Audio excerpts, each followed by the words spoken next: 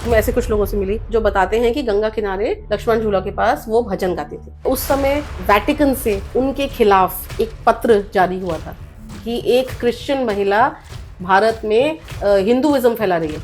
भारत में उनके बारे में लिखा गया कि एक क्रिश्चियन महिला ये भजन की आड़ में लोगों को कन्वर्ट कर रही है। और अगर पुरुष ने परिवार को त्याग दिया, अपने किसी कार्य को त्याग दिया या किसी भी बंधन को तोड़ दिया, तो इतनी बड़ी वो एक हीरो की कहानी होती है। लेकिन क्या उनकी जो पत्नी थी वो ऐसा करती तो कैसी होती उनकी कहानी? क्या वो कर सकती थी? क्या उनमें वो प्यास नहीं थी, या क्या उनमें वो प्यास जग नहीं सकती थी सत्य को पाने की? भक्ति का तो ना कोई जाति होती है, ना कोई लिंग होता है, ना कुछ होता है, लेकिन भक्त का तो होता है। एक पुरुष भक्त के जो प्रश्न है और एक स्त्री भक्त के जो प्रश्न है, दोनों सेम नहीं। कबीर जी ने कहा है कि नारी नरक का द्वार है, और सुंदरदास जी ने कहा नारी नरक का कुंड है। कभी मैंने किसी स्त्री संत को ये कहते हुए नहीं देखा कि पुरुष की देह जो है वो नरक का द्वार है। अदृश्य पर्दा आ गया, और जैसे आप और मैं नॉर्मल बात कर रहे हैं, बात करते करते वहाँ पे एक दूसरी ही फिल्म चलने लगी। वो फिल्म थी मेरे पिताजी की मृत्यु की, और एग्जैक्टली 9 महीने बाद जो था एग्जैक्टली वैसे हुआ। तो मेरे साथ जो लोग थे, मैंने उनसे बोला कि नहीं, ये हो नहीं रहा है, ये हो चुका है। मैं बस स्टॉप पे खड़ी हुई थी, एकदम से महाअवतार बाबा जी की ध्वनि आई मेरे कान में, और उन्होंने बोला कि ये तुम्हारे पिता नहीं है। और मैं उसको पढ़ते जाऊँ और पता नहीं क्या हो जाए, उस सेक्शन में आते ही कभी कुछ कोई ना कोई बात हो जाए कि मैं उसके आगे पढ़ ही ना पाऊँ। कई महीनों के बाद मुझे समझ में आया कि महाअवतार बाबा जी कुछ कहना चाह रहे हैं। मेरे कान में मेरे पिताजी की आवाज़ आनी शुरू हो गई कि अभी वापस मुड़ो और चले जाओ वापस दिल्ली, मत जाओ मत जाओ। और गुरुजी की भी आवाज़ आने लगी कि मत जाओ वापस जाओ। और वो 20 मिनट मेरे जीवन के सबसे सुंदर 20 मिनट थे, सबसे सुंदर थे। उससे सुंदर तो कुछ ना हो सकता है। बहुत भारी गर्जना जैसी आवाज़ आई, और ऐसे करके मेरे माथे पे एक उन्होंने ऐसे हाथ से मारा और बोला कि अभी नहीं, वापस जाओ। अब मुझे समझ में आया कि हनुमान जी को मैं नहीं सुन रही हूँ, लेकिन वो मुझे सुने जा रहे थे, वो पूरे टाइम रक्षा कर रहे थे। नमस्ते दर्शकों, स्वागत है आप सभी का आज के वीडियो में। आज हम मुलाकात करवाएंगे आपकी मीराबाई और उनकी 5 बेटियों से। जी हाँ, वो 5 बेटियां जो गुमनामी का जीवन जीकर चली गईं। हम सब ने मीराबाई के बारे में सुना, लेकिन उनकी बेटियों के बारे में कभी कहीं किसी भी तरीके का जिक्र नहीं हुआ। तो आज इस बुक की राइटर नम्रता जी हमारे साथ हैं, और वो हमें बताएंगी कि कौन है मीराबाई की वो 5 बेटियां जिनके बारे में उन्होंने इस बुक में जिक्र किया है। नम्रता जी, आपका बहुत बहुत स्वागत है। सोनम जी, आपको और आपके चैनल के पूरे परिवार को मेरी ओर से नमस्ते। जी, बहुत बहुत धन्यवाद। और नम्रता जी, जब आपकी इस बुक को मैं पढ़ रही थी, यकीन मानिए कई बार मेरी आंखें भर आई। और मैंने सोचा कि मीराबाई, जिनके बारे में सब जानते हैं, संत मीराबाई जो कृष्ण की दीवानी थी, लेकिन उनकी 5 बेटियां जिन्हें कोई नहीं जानता, और इस बुक में आपने इतने प्यारे ढंग से उन एक एक बेटियों से मिलवाया हमें। तो मुझे ऐसा लगा कि मेरा ये जो भक्ति प्रभा का परिवार है, उन सबको उन 5 बेटियों से जरूर मिलना चाहिए। तो मैं चाहूंगी कि आप हमारे को उन सभी बेटियों से एक एक करके मिलवाते जाएं और बताएं कि वो किस तरीके का जीवन जीते हुए इस दुनिया को छोड़कर गईं। आपके दर्शकों को अब ये बताना चाहती हूँ कि इसका टाइटल दिया है डॉटर्स ऑफ मीराबाई, और एक अच्छी बात ये भी बताना चाहती हूँ कि जल्द ही इसका ये हिंदी में अनुवाद होकर भी प्रकाशित होने वाली है। उसकी डिटेल्स अभी नहीं बता पाऊंगी, बट कुछ ही महीनों में वो पब्लिक डोमेन में आ जाएंगे।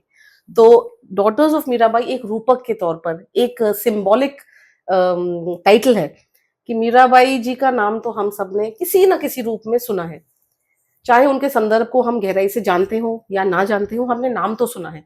लेकिन मीराबाई जी की जो लेगेसी है, जो प्रेरणा वो देकर गई हैं, मीराबाई जी से पहले भी और मीराबाई जी के बाद भी असंख्य बेटियां हैं जिनके आध्यात्मिक जीवन के बारे में हम नहीं जानते या थोड़ा सा जानते हैं। कभी कभी उड़ता हुआ उनका नाम सुना है, कभी नहीं भी सुना है।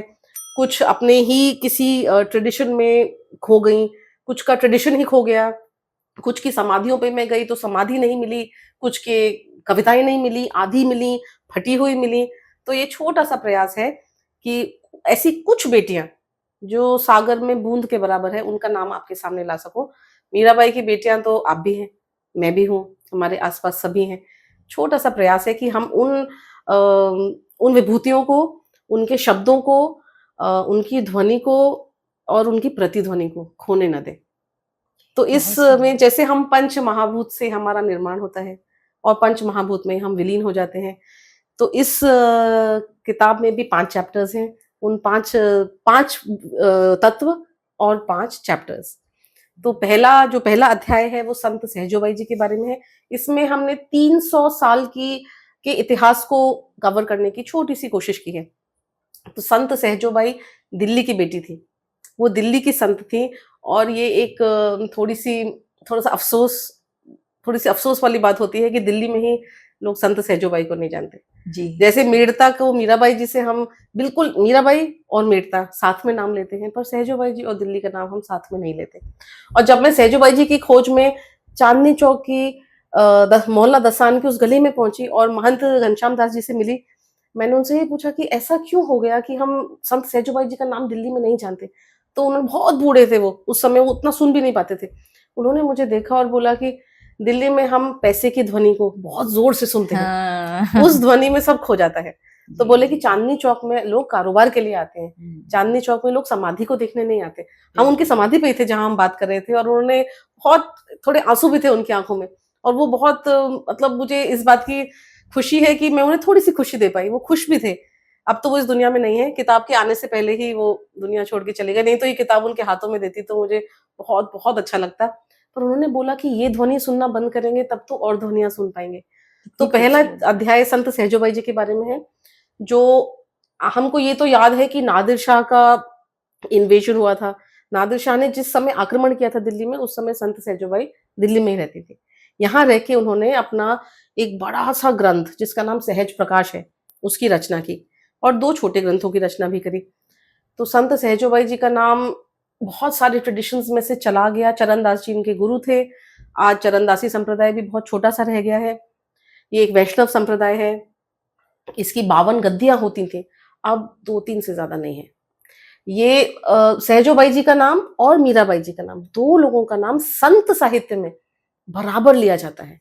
कहते हैं संत मीराबाई इष्ट भक्ति की परिचायक हैं, और संत सहजोबाई गुरु भक्ति की परिचायक हैं। जी तो जी पहला अध्याय संत सहजोबाई जी के बारे में है। दूसरा अध्याय महात्मा भूरीबाई अलग के बारे में है। हम्म, महात्मा भूरीबाई अलग भी एक छोटे से गांव में रहती थी। एक छोटा गांव है सरदारगढ़, जहाँ की वो रहने वाली थी, और ब्याह करके वो एक ऐसी जगह आए जो अब बहुत फेमस हो गई है, जिसका नाम है नाथद्वारा। जी नाथद्वारा जी में वो रहती थी। वहां उनका, जिस घर में वो रहती थी, उसका नाम अलख आश्रम है। और आप यकीन मानिए, आप अलख आश्रम में कदम रखेंगे तो आपके ना पूरे पूरे शरीर में कंपन हो जाएगा। वो ऐसी जगह है जो इतनी साधारण है, जितना कुछ भी साधारण नहीं हो सकता, और ऐसी असाधारण शक्ति है वहां पे जैसी कहीं नहीं हो सकती। और वहां जैसे ही हम प्रवेश करते हैं, ऊपर दीवार पे लिखा हुआ है, एक ही शब्द में संत भूरीबाई के जीवन का पूरा टीचिंग है। वो बोलती ही कुछ नहीं थी, और वो कुछ प्रवचन भी नहीं देती थी, और वो कहती थी कुछ मत लिखो। तो एक शब्द लिखा है ऊपर, चुप। चुप। आप यकीन मानिए, मैं बहुत बहुत ही दुखी थी भीतर से, और बहुत शोर था मेरे अंदर। दुख भी तो एक बहुत बड़ा शोर और ध्वनि और प्रतिध्वनि बनाता है। जी मैं उसके साथ वहां पे मैंने एंट्री करी, और जैसे ही मैंने वो चुप देखा, बहुत कुछ बदल गया, और मुझे लगा मैं कितनी हल्की हो गई हूँ। ये उनकी कहानी है। महात्मा भूरीबाई जी को नाथद्वारा में लोग जानते हैं, उदयपुर में, मेवाड़ में जानते हैं। मैंने पाया अपने रिसर्च में कि मारवाड़ में भी उन्हें जानते हैं, पर उसके बियॉन्ड नहीं जानते। जी और महात्मा भूरीबाई जी के बारे में कुछ हद तक अगर लिखित तौर पे हमें मिलता है, तो ओशो रजनीश जी ने उनके बारे में जी लिखा है। जी जी और वहां पे उनके आश्रम में 2 चीजें बहुत मेरे लिए बहुत प्रभावशाली थी। एक तो उनकी रसोई। उनके पास जो कोई भी आता था ज्ञान सुनने के लिए, वो उसको कुछ खिला देती थी, चाय पिला देती थी। वो ना कभी ज्ञान या कुछ ऐसा प्रवचन कभी कुछ करती ही नहीं थी। चुपचाप बैठी रहती थी और बोलते थे, तुम चाय पियो। और जो आता था वो सारे सवालों के जवाब लेके वापस चला जाता था। तो बहुत सुंदर एक कहानी है उनके बारे में। कहानी नहीं, मतलब एक इंसिडेंट है कि ओशो जी उनके पास बहुत जाते थे, और एक बार ओशो जी ने बहुत इंसिस्ट किया कि आप एक किताब लिखिए। तो वो मना करती थी कि हम कुछ नहीं लिखेंगे। फिर वो इतना पीछे पड़ गए ओशो की, उन्होंने कहा चलो, मैं अगली बार तुम्हें बहुत बड़ा ग्रंथ दूंगी। और उन्होंने एक पूरा प्रोसेशन निकाला। जो उनके भक्त थे उनसे कहा अपने सर पे, भक्त नहीं थे, सॉरी, भक्त गलत शब्द है, जो उनके साथी थे, आध्यात्मिक साथी थे, भक्त तो वो कभी ऐसा शब्द तो नहीं बोलेंगे, आध्यात्मिक साथी थे, उनको बोला सर पे रख के इस ग्रंथ को तुम लेकर आओ। पूरे लंबा सा एक पूरा प्रोसेशन आया। फिर उन्होंने ओशो जी से कहा ये लो ग्रंथ, इतना बड़ा मैंने ग्रंथ लिख दिया। उन्होंने उसे खोला, खोलते गए, अंदर एक 3-4 पन्नों की एक कॉपी जैसी मिली, और उस पे उन्होंने इंक छिड़क रखी थी हर पेज पे, और पहले पेज पे ऊपर लिख दिया था राम। और बोला कि इसके आगे और इसके पीछे ना कुछ कहना पॉसिबल है, ना कुछ कहने की आवश्यकता है। अद्भुत। तब ओशो समझ गए कि, उन्होंने कहा तुम बालक हो, तुम हट कर रहे थे, इसलिए मैंने तुम्हारी बात मान ली। लो ये रहा ग्रंथ, कोई भी तुम्हारे पास आए उसको ये ग्रंथ दे देना। तो इसको काली पोथी कहते हैं। तो मैंने उसको इंग्लिश में द एम्प्टी ब्लैक बुक बोला है। तो दूसरा जो अध्याय है महात्मा भूरीबाई जी के बारे में है। तीसरा अध्याय जो है वो हमारे दार्जिलिंग के बारे में है, जिसका नाम हमने टूरिज्म में घूमने के लिए, ऐसे बहुत वादियों के लिए, सुंदरता के लिए सुना है। पर वहां पे एक योगिनी हुई जिनको उस समय पहाड़ की मीराबाई कहते थे। उनके बारे में है तीसरा चैप्टर, जिनका नाम था अंजना देवी। तो अंजना देवी जी का जीवन तो इतना छोटा सा था, 21 साल का बस उनकी लीला थी। और ये लिखते समय मुझे एक बहुत सीनियर प्रोफेसर हैं नेपाली भाषा के, दार्जिलिंग के, उनके साथ में उनके घर में खाना खा रही थी। एकदम से खाना खाते खाते उन्होंने मेरी आंखों में देखा बहुत गहरा, और बोला कि अगर कोई पहाड़ की मीराबाई को सामने ला सकता है तो वो आप है। तो मैंने बोला कि अंकल आपका ऑर्डर है, इसको तो मैं करके रहूंगी। तो बस वहीं से शुरुआत हुई। उनका 1921 में 1925 में वो चली गई इस दुनिया से। आप समझ लीजिए 100 साल के बाद हमने उनके बारे में लिखना शुरू किया, लेकिन 100 साल में भी उनका सब कुछ हो चुका है, कुछ बचा ही नहीं है। लेकिन एक ढूंढते ढूंढते ढूंढते हम पहुंचे करशोंग और मिरिक के बीच में एक छोटा सा गांव है सिंगबुली। सिंगबुली गांव में चाय के बागान है, सिर्फ चाय के बागान है वहां पे। वहां खोजते खोजते खोजते हम पहुंचे एक सज्जन के घर। उन्होंने हमें कहा कि पहले आप मेरे से एक कहानी सुनिए। वो बहुत खुश हो गए कि हम अंजना देवी को ढूंढते हुए पहुंचे। फिर बोले कि अब आप बैठिए, अब आप एक कहानी सुनिए। वो काफी बुजुर्ग थे। उन्होंने बताया कि जब वो जवान थे तब एक जर्मनी से रिसर्चर्स आए थे। जर्मन लोग आए थे, तो वो अभी भी बोलते थे वो व्हाइट लोग आए थे। तो बोला कि वो गोरे लोग आए थे कहीं दूर जर्मनी देश से, और ये ऐसे जगह है जहाँ पे कोई बहुत ज्यादा शिक्षित नहीं है, सब चाय के बागान में काम करते हैं। तो वो मुझे बोले कि हम तो पढ़े लिखे हैं नहीं, हमें पता नहीं ये गोरे लोग हमारे घर क्या करने आ गए। और बहुत सारे गोरे लोग आए थे, हाथ में बहुत कुछ लेकर आए थे। उनके पास जरी कैन था, उनके पास फोटोग्राफ खींचने के लिए कैमरे वैमरे, जाने क्या क्या था। तो बोले कि उन्होंने कहा कि हम तो ना योगिनी अंजना देवी को ढूंढने आए हैं। उन्होंने बोला नहीं नहीं, ऐसा कोई जना यहाँ नहीं रहता। तो उन्होंने बोला नहीं नहीं, वो रहते नहीं है, उनकी समाधि है यहाँ पे। ये जर्मनी में लोगों को पता था, लेकिन भारत में नहीं पता था। भारत में छोड़ी, उनके खुद के गांव में किसी को पता नहीं था। तो वो बोले कि यहाँ पे हमें बताया गया है ऐसे, हम कहीं से, वो कहाँ से सुन के आए थे वो आज तक किसी को पता नहीं। ये एक मिस्ट्री है कि वो गोरे आए कहाँ से थे और वो कहाँ को चले गए। लेकिन वो एक कुछ ऐसा हमें दे गए। उन्होंने उनसे कहा अच्छा हमारे साथ चलिए। हम भी बाद में उस समाधि पे पहुंचे। कैसे कैसे कैसे, वो ऐसी जगह है जो आप इमेजिन ही नहीं कर सकते कि वहां पे कुछ हो सकता है। पूरे झाड़ झंकाड़ के बीच में, पहाड़ के ऊपर, जहां कोई वैसे ही नहीं जाएगा। वहां पगडंडी है, वहां रास्ता भी नहीं है कोई। वो जो गोरे थे वो उनके पीछे पड़ गए कि नहीं आप चलिए। चलते चलते चलते चलते वो एक जगह पहुंचे जहां पे वाकई में एक कोई समाधि थी, लेकिन उसमें कुछ लिखा हुआ नहीं था, कुछ था नहीं वहां पे, उससे वो झाड़ियां उगी हुई थी। तो तब मुझे उन्होंने, भाई साहब ने बताया कि एक चमत्कार हुआ। ये जो लोग आए थे, इन्होंने अपना जरी कैन खोला, उसमें पता नहीं कौन सा केमिकल था, उन्होंने समाधि के ऊपर डाला और धीरे धीरे नाम उभर के आने लगा। और उसमें लिखा था अंजना देवी। वो केमिकल रहा होगा उसको क्लियर करने के लिए। और उन्होंने जैसे मुझे बताया ना, हम सब लोग जो सुन रहे थे हमारे रोंगटे खड़े हो गए। बोले चमत्कार, ऐसा लगा अंजना देवी जी खुद अपनी समाधि से बाहर आ रही हैं और दुनिया को अपना नाम दिखा रही हैं। फिर हम उस समाधि पे गए। बहुत देर तक मैं खड़े होकर वो देखती रही, मेरी आंखों में आंसू आए। और मैंने बोला कोई नहीं, 100 साल के बाद आपका नाम और आपकी कहानी और आपके शब्द पहुंचेंगे दुनिया तक। तो उन गोरे लोगों ने उनका नाम सामने लाया, तब उनके पूरे गांव ने कहा अरे अरे, यहाँ पे ऐसा भी कोई था। फिर पता चला कि कुछ साल पहले जयपुर से लोग आए थे, उन्होंने कल्याण पत्रिका में एक आर्टिकल लिखा था। वो आर्टिकल भी मिल गया मुझे। उसमें उन्होंने इनके बारे में, पहाड़ जयपुर से ढूंढते हुए वो दार्जिलिंग पहुंचे थे इस मीरा के बारे में लिखने के लिए। तो तीसरा अध्याय इस मीरा के बारे में है। चौथा चैप्टर है वंदना माता जी के बारे में। इनका जीवन भी इतना इंटरेस्टिंग है और इतना बहुत ही ब्रेव जीवन था उनका। वंदना माता जी बॉम्बे में रहती थी। उनका नाम था, उनका जो जन्म का नाम था वो एक जोरास्ट्रियन, पारसी जिन्हें हम कहते हैं, पारसी कम्युनिटी, भारत की एक छोटी सी कम्युनिटी है। बहुत पुराने एक धर्म को ये फॉलो करते हैं, है ना। ज़ाराथुस्त्रा इनके प्रॉफिट थे ना। तो वो ऐसी फैमिली में पैदा हुई थी। इनका जन्म का नाम था गुल। मतलब ये बहुत सुंदर फ्लावर, गुल ढाला इनका नाम था। गुल आई थिंक रोज को बोलते हैं शायद, गुलाब के फूल को। तो गुल ढाला इनका नाम था। और ये सोफिया कॉलेज में पढ़ती थी बॉम्बे में। सोफिया कॉलेज में पढ़ते पढ़ते वो कुछ ऐसे, उस समय के ऐसे क्रिश्चियन संत ही कहेंगे उनको या क्रिश्चियन थिंकर्स के संपर्क में आई और जीसस की तरफ इनको इतना आकर्षण हुआ और जीसस के टीचिंग्स में इनको इतना अपने लिए इतना अर्थ और इतनी गहराई मिली कि फिर उन्होंने धर्म अपना बदल लिया और इसमें उन्हें घर से बहुत बहुत बहुत कठिनाई हुई। उनके घर वाले बहुत नाराज थे, बहुत कुछ हुआ, पर बाद में उनके परिवार को ढूंढ लिया मैंने कहीं से और उनसे मेरी बात होती है, 3 जनरेशन आगे मेरी बात हो रही है और उन्होंने कहा कि नहीं, बाद में उन्होंने उनको अपना लिया था। वो चली गई, वो पूरे भारत में उन्होंने ये नहीं कि उन्होंने वो एक नन बन गई और वो एक कंफर्टेबल क्रिश्चियन उसमें रहने लगी, ऐसा नहीं है।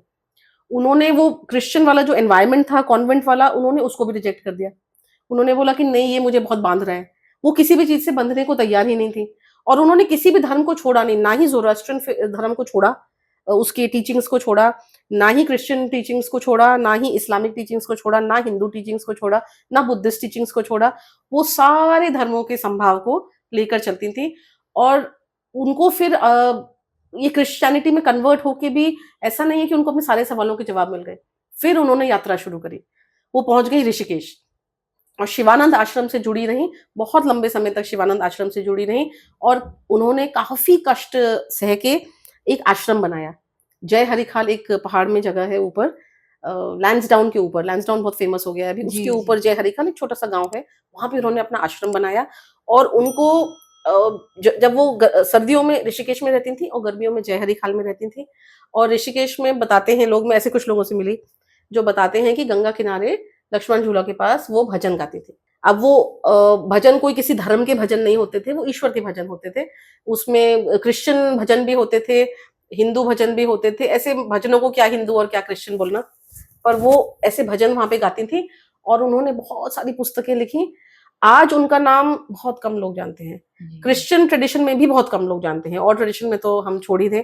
आप ये समझ लीजिए उस समय वैटिकन से उनके खिलाफ एक पत्र जारी हुआ था कि एक क्रिश्चियन महिला भारत में हिंदुइज्म फैला रही है। ऐसे क्रिश्चियन वैटिकन ने, उनके हेडक्वार्टर ने उनको रिजेक्ट कर दिया था। भारत में उनके बारे में लिखा गया कि एक क्रिश्चियन महिला ये भजन की आड़ में लोगों को कन्वर्ट कर रही है। तो इधर से भी उनके खिलाफ लेटर आया, उधर से भी उनके खिलाफ लेटर आया, लेकिन वो भजन गाती थी। उनके भजन भी आज कहीं नहीं मिलते, पर मुझे कहीं से मिल गए। उनका भी अनुवाद करके इस किताब में हमने लिखा है। और आखिरी हमारा चैप्टर है नान उमरीगर जी के बारे में। मैंने इसी चैनल पे कुछ पॉडकास्ट सुने थे जिसमें laws of the spirit world Khurshid Bhavnagri ji के बारे में है ना जिक्र हुआ था। तो उनसे बहुत गहरा जुड़ाव है नान उमरीगर जी का। नान उमरीगर जी का की लाइफ स्टोरी भी खुर्शीद जी की लाइफ स्टोरी से थोड़ी सिमिलर है। और जब उनको ये कष्ट हुआ उनके पुत्र की मृत्यु के बाद, तो उनको गाइडेंस खुर्शीद भावनगरी जी ने दी थी। तो सबसे पहले उनके पास गई थी। तो आखिरी चैप्टर नान उमरीगर जी और उन्होंने कैसे गुरु भक्ति प्राप्त करी बहुत पीड़ा और दुख के बाद, अपने पुत्र की अकस्मात मृत्यु के बाद, और कैसे मेहर बाबा, अवतार मेहर बाबा, जो मेहराबाद आपने शायद नाम सुना होगा। तो अवतार मेहर बाबा की पूरी लेगेसी, उनकी पूरी परंपरा, उनसे वो कैसे जुड़ी, कैसे उन्हें जीवन में फिर से मीनिंग मिला और कैसे वो बहुत बड़ी हीलर बनी। बहुत बड़ी हीलर से मतलब है कि बहुत बड़ी बड़ी तकलीफों को उन्होंने हील किया। बहुत सारी महिलाओं को उन्होंने फिर से, बहुत सारी स्त्रियों को, पुरुषों को भी, बट बहुत सारी माएं जिन्होंने अपने बच्चे खो दिए, ऐसा ये तो पीड़ा है कि इससे बड़ी पीड़ा को शायद हम कल्पना भी नहीं कर सकते, उनको दोबारा से जीने का रास्ता दिखाया। उनके परिवार से भी मैं मिली हूँ और उनके द्वारा बहुत सारे लोगों ने जो प्रेरणा पाई, उनसे मुझे प्रेरणा मिली। तो ये आखिरी चैप्टर एक ऐसी माँ के बारे में है जिसके पुत्र ने मरकर अपनी माँ को पुनर्जन्म दिया। तो ये 5 अध्याय इस किताब में है। जी नम्रता जी, आपको पता नहीं है कि आपने उन 5 देवियों को, उन 5 संतों को पुनः जीवित किया जो गुमनामी में खो गई थी। और सबसे ज्यादा दुख की बात ये होती है कि जितने पुरुष संत थे ना, उन्हें सब जानते हैं। ज्यादातर पुरुष संतों के बारे में कहीं ना कहीं व्याख्यान है हमारे इस सनातन संस्कृति में, मिलेगा आपको। लेकिन महिला संतों को वो स्टेटस, वो इज्जत, वो तवज्जो दी ही नहीं गई और वो गुमनामी में खो गई। केवल इसलिए क्योंकि वो स्त्रियां थीं, पता नहीं क्या कारण रहा होगा, लेकिन जब प्रभु के प्रति प्रेम होता है तो वो स्त्री पुरुष दिखता ही नहीं, ना वो धर्म में बनता है ना वो जाति में बनता है, वो केवल प्रेम में। अब आपने बात की जीसस की, तो एक समय था कि मैं क्रिश्चियन से, मुस्लिम से बहुत नफरत किया करती थी। एक समय था मैं भी धर्मों की बंधन में बहुत ज्यादा बंधी हुई थी। एक सिख मेंटेलिटी बोलते हैं ना, वो थी मेरे अंदर कि मैं हिंदू हूं तो केवल यही अच्छे हैं, बाकी कुछ अच्छा नहीं है। कितनी कहते हैं ना, बीमारी से ग्रसित थी, ये सड़ी हुई बुद्धि थी मेरी।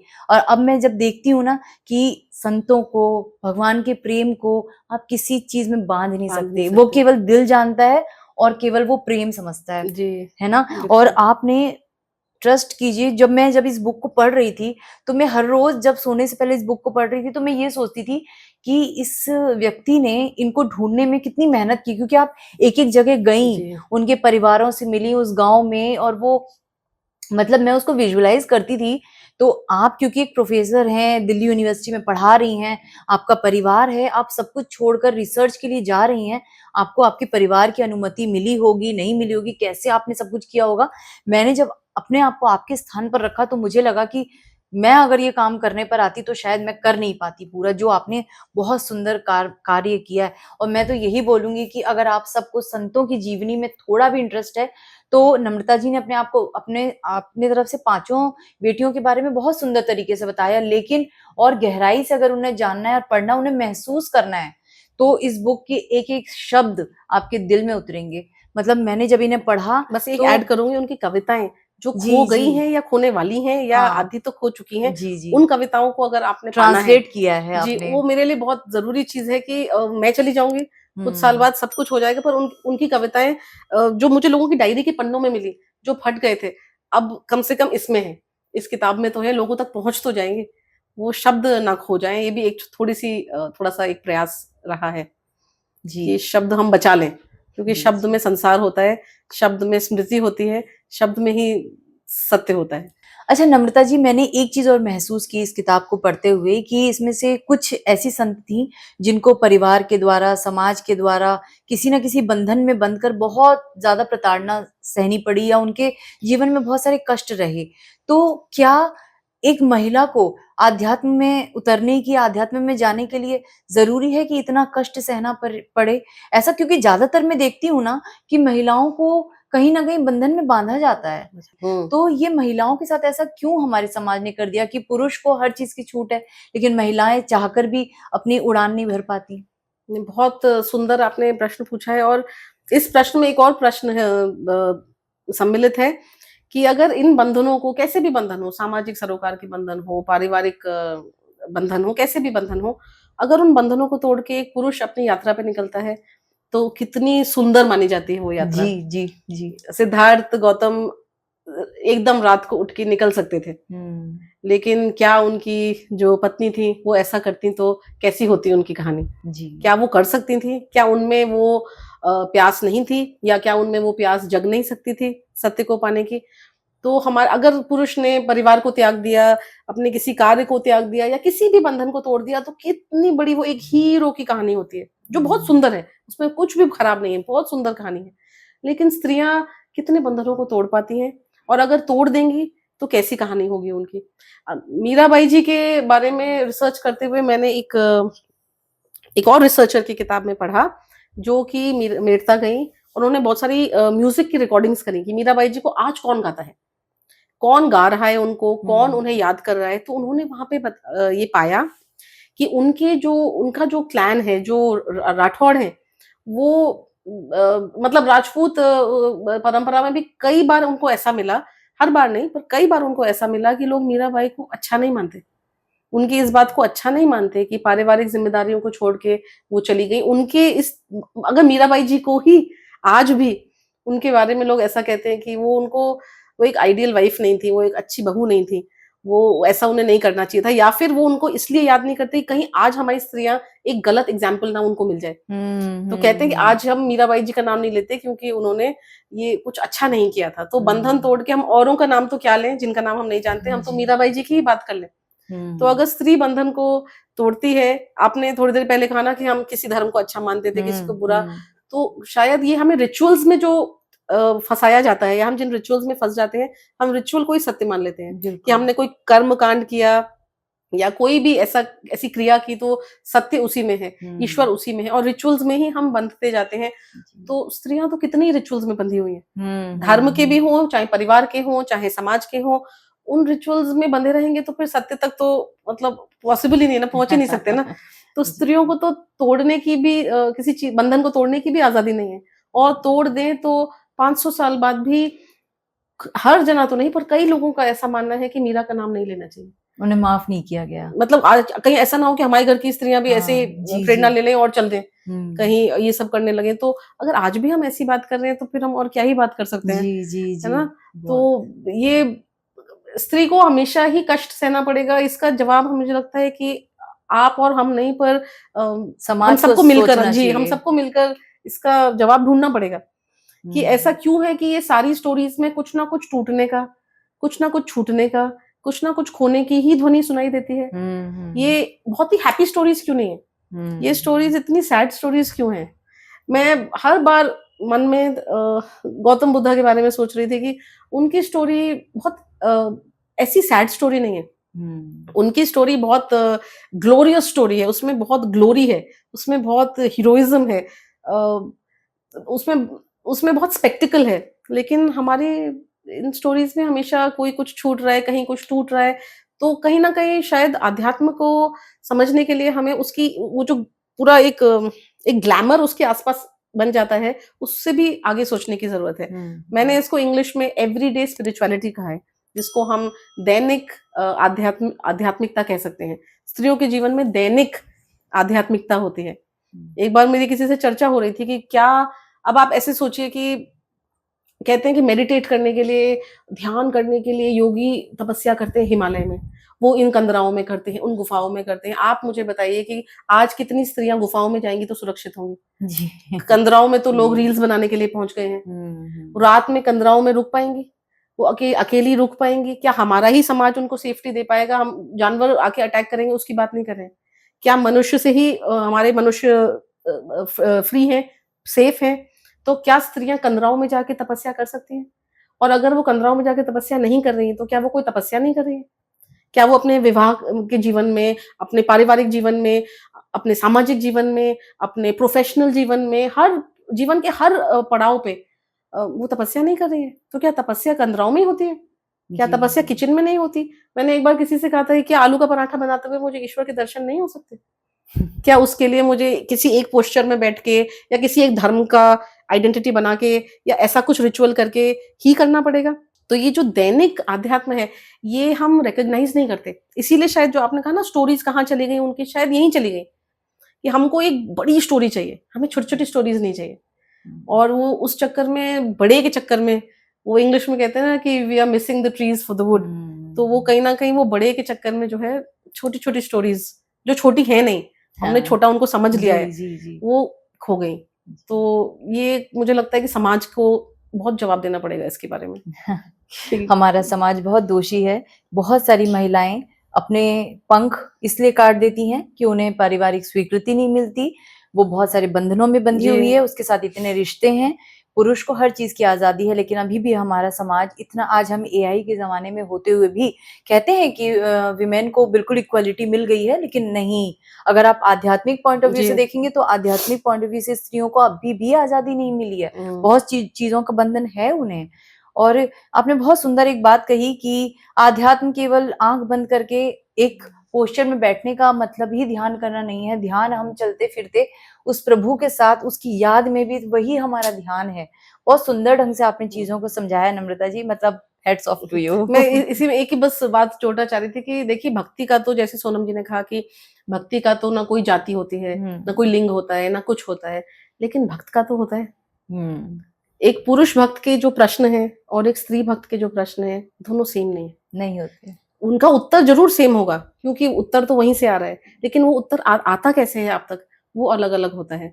इसमें एक जगह हमने ये ज़िक्र किया है, देखिए आप सबने कबीर जी का नाम सुना है हुँ, हुँ, और हुँ, आपने सुंदरदास जी का नाम भी सुना होगा। हुँ, हुँ। बहुत लोगों ने तो सुना ही होगा, उनके जी के दोहे भी बहुत बोले जाते हैं, बहुत जाने-माने हैं। मेरा एक जगह ये सवाल बार-बार मुझे आ रहा था और इसका जवाब मुझे महात्मा भूरीबाई ने दिया। महात्मा भूरीबाई के पास एक स्त्री पहुंची और स्त्री ने कहा, वो काफी यंग थी, युवा स्त्री थी, उसने बोला कि मेरे पति की मृत्यु हो गई, मतलब विवाह को कुछ ही समय हुआ था। वो बोला कि मेरे पति की मृत्यु हो गई, और वो बहुत रो रही थी और बहुत दुखी थी।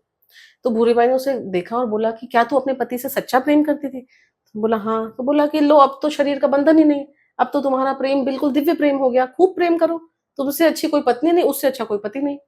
अब ये जवाब शरीर के प्रेम के बारे में, ये जवाब एक स्त्री संत ने एक स्त्री सीकर को दिया, एक जो उनके पास पहुंची थी उसको ये जवाब दिया। और मुझे एकदम कबीर जी का और सुंदर जी के शब्द याद आए।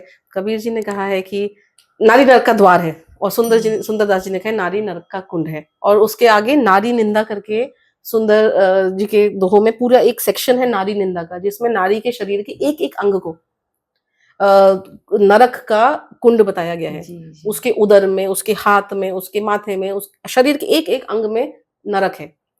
तब मुझे लगा, तब मैंने बहुत सोचा इसके बारे में कि ये महान संत थे, ये ऐसा तो नहीं कहना चाह रहे होंगे, ये क्या कह रहे थे। फिर मैंने और सोचा इसके बारे में, तो एक बात मेरे दिमाग में आई।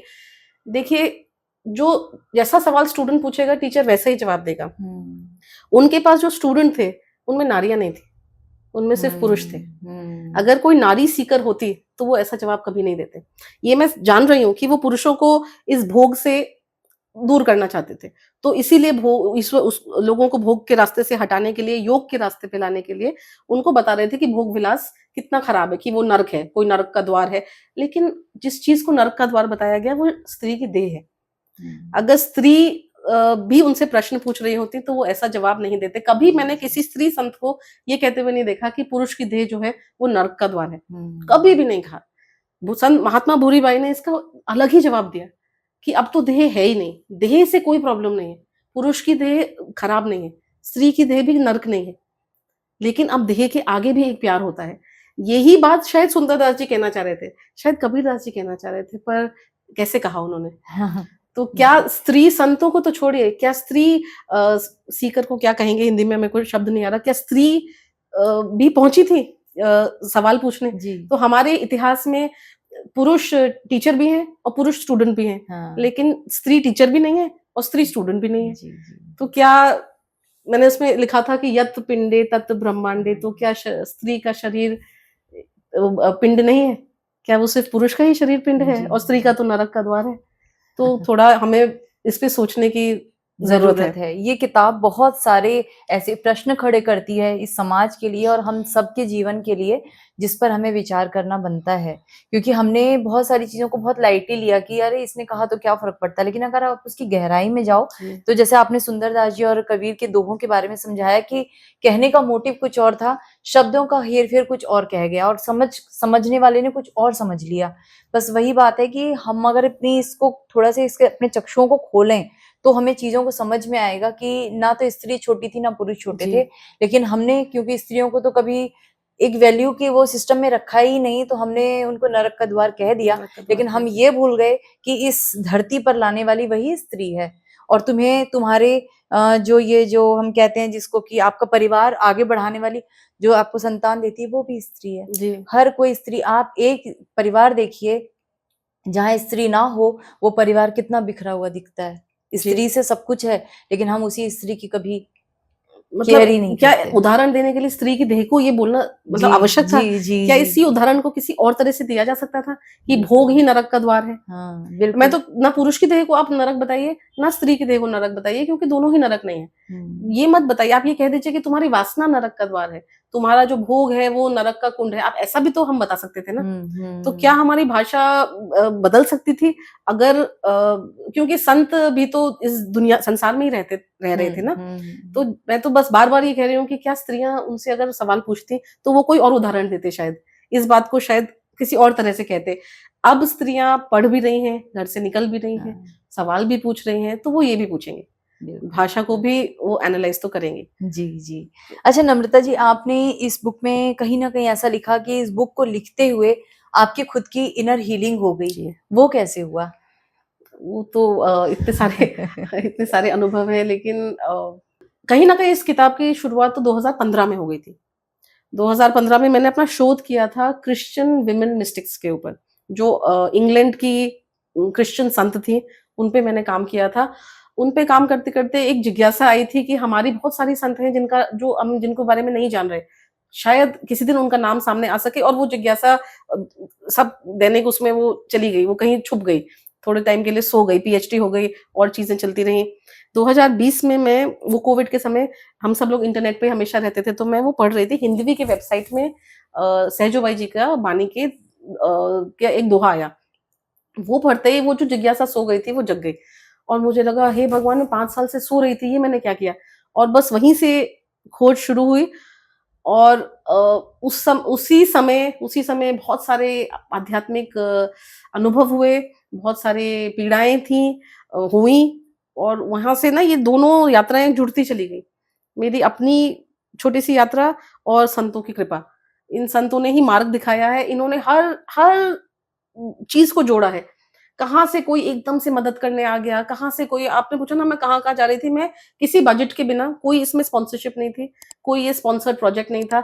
मेरे अपने ही बजट से लिमिटेड अपनी मिडल क्लास लाइफ में जो भी मैं जोड़-तोड़ करके कर पा रही थी, वैसे मैं जा रही थी, लेकिन कहीं कोई कष्ट नहीं हुआ। इतना सा भी कष्ट आज तक नहीं हुआ, क्योंकि इनकी कृपा थी। मैं इनका नाम लेके घर से निकलती थी, पहले अपने गुरु का नाम, फिर संत सहजोबाई का नाम, कि अब आप चाहेंगी तो ये होगा, और आप नहीं चाहेंगी तो ये नहीं होगा। तो जो उन्होंने चाहा उतना हुआ, तभी मैं कहीं समाधि तक पहुँची, कहीं किसी की डायरी के पन्ने मिले फटे हुए, कहीं कुछ मिला, जैसा इन्होंने चाहा वैसा हुआ। उसी समय मेरी अपनी यात्रा 2015 से चल रही थी। बस एक बात यात्रा के बारे में बताना चाहूँगी। 2017 में मुझे मैं कैसे इसको बताऊँ, ये ना ऐसे जैसे आप और हम बात कर रहे हैं, और आपके और हमारे बीच में एक अदृश्य स्क्रीन आ जाए। जैसे कि कोई वो नहीं होता, पर्दे पे फ़िल्म दिखाते हैं ना, एक अदृश्य पर्दा, अब वो कहाँ से आया वो मुझे मालूम नहीं, और वो क्यों आया मेरे पास, ये मैं ज़रूर समझ गई। पर वो पर्दा पहले तो मुझे नहीं समझ में आया, एक अदृश्य पर्दा आ गया, और जैसे आप और मैं नॉर्मल बात कर रहे हैं, बात करते-करते वहाँ पे एक दूसरी ही फ़िल्म चलने लगी, और वो एक ही फ़िल्म थी। अ, वो फ़िल्म थी मेरे पिताजी की मृत्यु की। एक-एक सीन, उसका एक-एक सीन आपको, आप विश्वास करेंगे या नहीं करेंगे पता नहीं। अस्पताल में कौन-सी जगह उनका बेड होगा, कौन से फ्लोर पे होगा, उनकी मृत्यु होगी, किस बीमारी से होगी वो मैं नहीं देख पाई उस फ़िल्म में। और कौन-कौन रो रहा होगा वहाँ पे हॉस्पिटल में, फिर घर में कौन रो रहा होगा, फिर घर में कहाँ पे बॉडी रखी होगी, फिर एक-एक जो क्रिया होती है वो कैसे होगी। वो पूरी फ़िल्म जैसे ऊपर से ईश्वर ने एक पर्दा गिराया और उसमें पूरी फ़िल्म चलानी शुरू कर दी, और वो 9 महीने तक वो फ़िल्म चलती ही चली गई। वो कब आती थी, वो मेरे कंट्रोल में नहीं था। वो मैं सोते हुए सपने में नहीं आ रहा था। ये आपसे और मैं यहाँ पे मैं खाना बना रही हूँ और वो अलग ही फ़िल्म चल रही है। मैं सड़क पे चल रही हूँ, मेट्रो में हूँ, फ़िल्म चल रही है।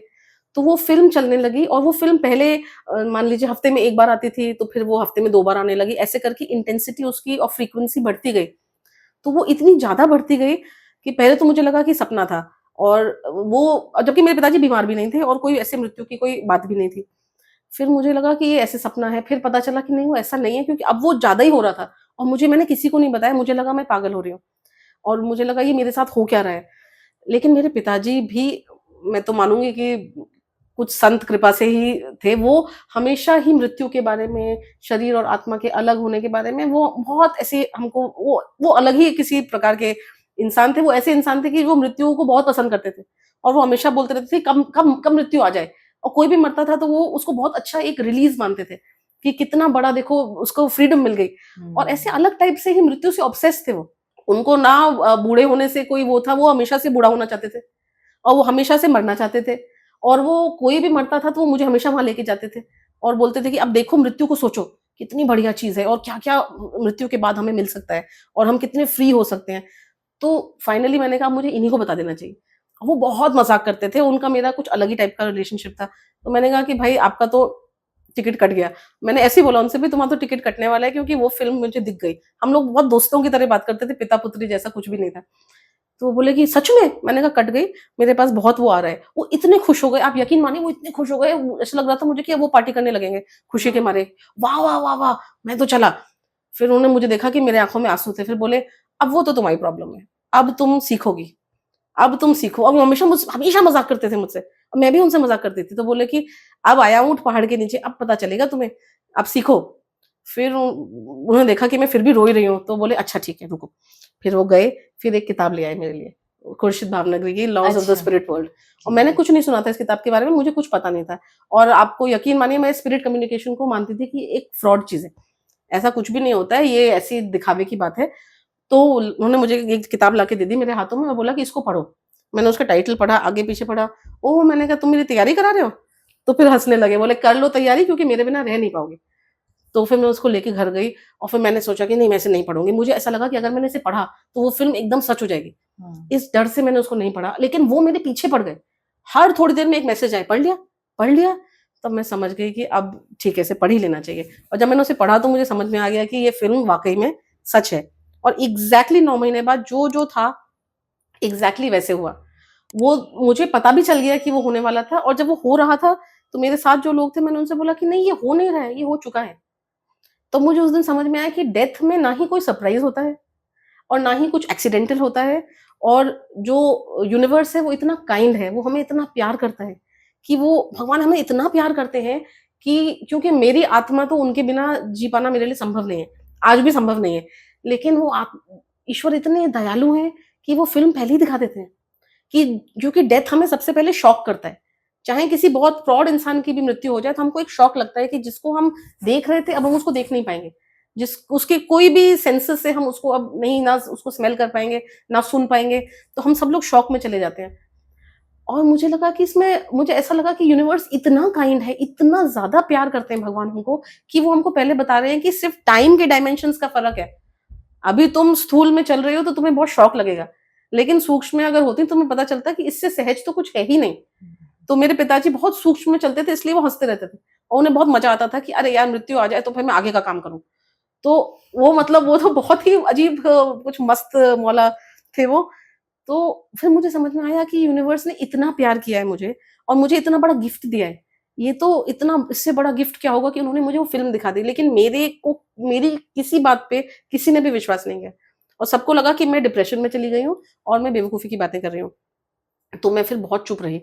फिर जब मैंने इस किताब को लिखना शुरू किया तो मुझे लगा कि शायद मैं इन संतों के इनकी ध्वनि में छोटी-छोटी अपनी ध्वनि भी जोड़ सकूँ। मुझ में इतनी हिम्मत नहीं थी कि मैं अपनी बात खुल के बताऊँ, क्योंकि मुझे किसी ने सपोर्ट नहीं किया। तो मुझे लगा कि सब बोलेंगे कि ये अजीब-अजीब सी उल्टी-सीधी बातें बना रही है और ये ऐसी कहानियाँ बना रही है और मैं कोई बहुत बड़ी पर्सनैलिटी भी नहीं हूँ, कोई मुझे जानता भी नहीं है और मेरे जो बहुत निजी अनुभव हैं उनकी कोई वैलिडिटी नहीं होगी। उन्हें कोई कैसे उनका प्रमाण कहाँ से दूँ, ये प्रमाण मैं कैसे दूँ? ये तो हुँ। मेरे ही निजी अनुभव हैं। तो फिर मैं इसके बारे में कुछ चुप रही लेकिन फिर संतों के अनुभव से धीरे-धीरे मुझे लगा कि प्रेरणा उनकी मिली उनका आपको। कृपा है तो उनकी बात सामने लाऊँगी और थोड़ी-थोड़ी सी मेरी बात भी सामने आ जाएगी और बहुत सारी हीलिंग हुई क्योंकि हीलिंग की ज़रूरत हमें तब होती है जब हम किसी चीज़ को प्रोसेस नहीं कर पाते हैं। और मृत्यु को और भी कुछ निजी और भी बहुत से निजी अनुभव थे, वो सब तो मैं नहीं शेयर कर पाऊँगी जी, लेकिन जी। जो इमोशनल पेन्स होते हैं, जो जो रिश्तों में और जो ऐसे बहुत प्रकार-प्रकार से जो आपको पेन होते हैं, उनको आप हमेशा ना उनके बारे में आप बात नहीं कर पाते। आपको पता नहीं होता हुँ। किन शब्दों में बोलना है। हमें ना मुझे ऐसा लगता है हमें स्त्रियों को स्त्रियों से मार्गदर्शन की एक इच्छा होती है। हुँ, जिन्हें हुँ। रोल मॉडल कहते हैं, हमें खाली सामाजिक रोल मॉडल्स की तो हम बात करते हैं कि देखो वो लेडी थी, वो ओलंपिक्स में चली गई और वो हुँ, पुलिस हुँ। ऑफिसर बन गई और ये हो गया। ये तो सांसारिक सामाजिक रोल मॉडल्स हैं, जो बहुत अच्छे हैं। पर हमें आध्यात्मिक रोल मॉडल्स भी तो चाहिए। जी, जी। उन रोल मॉडल्स को कहाँ से हम लेकर आएँ, कैसे उनको हम ढूँढें, लेकिन वो है हमारे पास आस-पास ही, बस हम थोड़ा-सा ढूँढ नहीं पा रहे हैं। हुँ, हुँ, तो हुँ। मुझे लगा स्त्रियों की एक बड़ी बहन की, एक माँ की, एक टीचर की, एक गाइड की, एक मेंटर की हम सबको ज़रूरत है। तो उसमें वो ये दोनों चीज़ें जुड़ती चली गईं कि एक अब ये सब सब संत जो हैं मुझे ऐसा लगता है सब मेरे टीचर्स हैं। हम सबके टीचर्स हैं और हम इन्हें कभी भी हम इनसे बात कर सकते हैं और वो हमेशा हमें हमारे सवालों के जवाब देंगे। और वो उन्होंने दिए भी हैं, बहुत अलग-अलग लेवल्स पे दिए हैं। तो मृत्यु के बारे में ये एक पहला अनुभव था, बाकी तो बहुत सारे अनुभव थे। 1998 की बात है, तब मैं हम लखनऊ में रहते थे, लखनऊ हमारा होम टाउन है, तब हम वहाँ रहते थे और मेरे पिताजी ने ये किताब पढ़ी, योगी कथामृत। और वो क्योंकि वो इतने ज़िंदा-दिल थे, वो ना नाचने ही लग गए इसको पढ़ के। उन्हें उन्हें वो इतने खुश हो गए और तब मैं कुछ एक हाई स्कूल, इंटर ऐसी थी, तब उन्होंने मुझे ये किताब लाके दी। अब मेरे को तो कुछ भी समझ में नहीं आया, मैंने कहा ये सब क्या बकवास है, ये तुम प्लीज़ मुझे मत दो। तो मैंने तो आगे-पीछे देखा, ना मुझे कुछ समझ में आया और मैंने कहा कि इसको हटाओ। तो वो बोले, वो कभी किसी चीज को इंसिस्ट नहीं करते थे, लाओ दे दो वापस, कोई बात नहीं। 1998 में ये किताब मेरे हाथ में आई थी, जो मुझे कुछ समझ में नहीं आई। फिर मैंने इस किताब के बारे में सोचना ही बंद कर दिया। फिर 2018 में मेरे पिताजी की मृत्यु हुई। उससे 1-2 महीने जब मेरी ये फिल्म इंटेंसिफाई होती जा रही थी, मैं अंदर से टूटे जा रही थी और मुझे लग रहा था मैं साइकियाट्रिस्ट के पास जाऊं, या मैं किसी तांत्रिक के पास जाऊं, या मैं किसके पास जाऊं, क्योंकि अब मुझे ये फिल्म, मैं ये भी बोलती थी, भगवान ये फिल्म बंद कर दो, अब जो होना है उसको हो जाने दो, कोई बात नहीं, मुझे देखना नहीं है और मुझे वही सीन बार बार नहीं देखना है। और तो मैं एक बस स्टॉप पे खड़ी हुई थी नोएडा में, कैब बुक करी थी, कैब आने वाली थी, एकदम ऑर्डिनरी दिन, कॉलेज से वापस आ रही थी, गर्मी का मौसम था, पसीना टपक रहा था, और एकदम से मैं वो योगी कथामृत मैंने फिर से उठाई थी और मुझे ऐसा लगा कि अब मेरे पिताजी से जुड़ी हुई हर चीज को मैं सजो लूं, तो मुझे लगा मैं चलो इसको पढ़ती हूँ। क्यों नहीं पढ़ पाई थी मैं? अगर आप में से जिन लोगों ने वो किताब पढ़ी होगी, आपको याद होगा शुरू में ही, शायद तीसरे चौथे चैप्टर में ही एक इंसिडेंट आता है जिसमें परमहंस योगानंद जी की माँ गुजर जाती है, उनकी माँ की मृत्यु होती है और वो बोलते हैं कि वो और इनके पिताजी भाग के पहुंचते हैं वहां, तब तक माँ की मृत्यु हो गई होती है और फिर वो बहुत रोते हैं, तब वो एक बालक थे, वो बहुत रोते हैं और उनको रात को गॉडेस देवी माँ उनको उनको आके कुछ कहती हैं और वो कहती हैं कि, वो शब्द मुझे याद है, वो मतलब वो ऐसे उनका सार ये है कि वो उन्हें कहती हैं कि मैं ही जगत की माँ हूँ, ये तुम्हारी माँ नहीं थी, मैं ही तुम्हारी माँ हूँ और मैं ही जगत की माँ हूँ, और उन्हें बहुत कंफर्ट मिलता है, वो हील होते हैं और वो देवी माँ को प्रणाम करते हैं। अब ये पार्ट मैंने पढ़ा था लेकिन कुछ ज्यादा मैंने गौर नहीं किया था इस पे, क्योंकि मेरी कुछ मानसिक और इमोशनल हालत ठीक नहीं थी। मैं बस स्टॉप पे खड़ी हुई थी, एकदम से महाअवतार बाबा जी की ध्वनि आई मेरे कान में और उन्होंने बोला कि ये तुम्हारे पिता नहीं है, मैं इनका पिता हूँ, मैं तुम्हारा भी पिता हूँ और मैं संसार का पिता हूँ। अब मैं आपको, अब यकीन जिसको करना है वो कर सकता है और जो ना करना चाहे वो ना करे, पर मेरे कान में ये आवाज आई, पूरे मेरे रोंगटे खड़े हो गए और ऐसे महाअवतार बाबा जी की प्रेजेंस मुझे, और जबकि मैं कोई भी क्रिया योग नहीं करती, ना तब करती थी और ना अब करती हूँ, और मैं ऐसे किसी भी सिस्टम का भी पार्ट नहीं हूँ।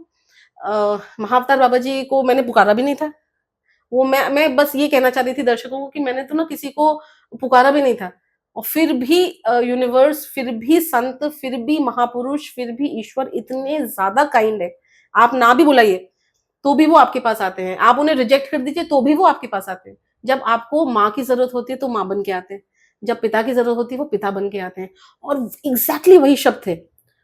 लेकिन मुझे ये बात याद नहीं थी कि किताब में मैंने ऐसा कुछ पढ़ा है, लेकिन उनके शब्द मेरे कान पे पड़ रहे थे। पिताजी के जाने के बाद मैंने फिर ऑटोबायोग्राफी ऑफ अ योगी को उठाया कि इस बार देखती हूँ, और मैंने इंग्लिश में भी उठाया और हिंदी में भी उठाया, मैं उस सेक्शन के आगे बढ़ ही नहीं पाई।